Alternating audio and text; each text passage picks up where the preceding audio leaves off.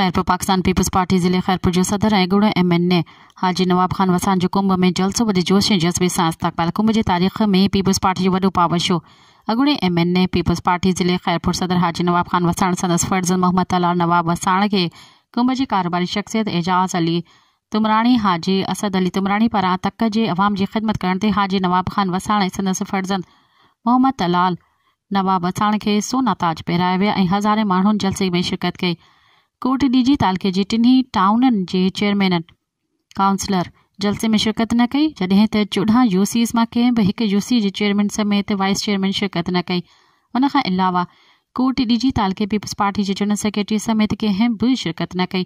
सिर्फ़ कोट डीजी तालके जे peoples party सदर इशाद राजपूत शिरकत कई। जलसे खे नाकाम करण लाइ जलसे में शरारत करण जी साज़िश ऐं जलसे खां हिकु ॾींहुं अॻु कई वई, जंहिंखे खैरपुर ज़िले जी पुलिस ऐं हसास तरह नाकाम बणाए हज़ारे कारकुननि सां गॾु बीही रहिया।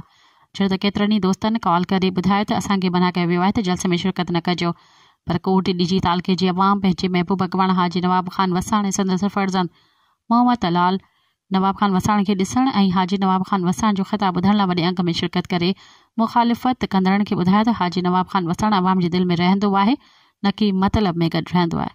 मज़ीद ख़बरनि ऐं तफ़सीलात लाइ विज़िट कयो असांजी वेबसाइट www.awamiNewsHD.com ऐं ॾिसंदा रहो अवामी न्यूज़ HD।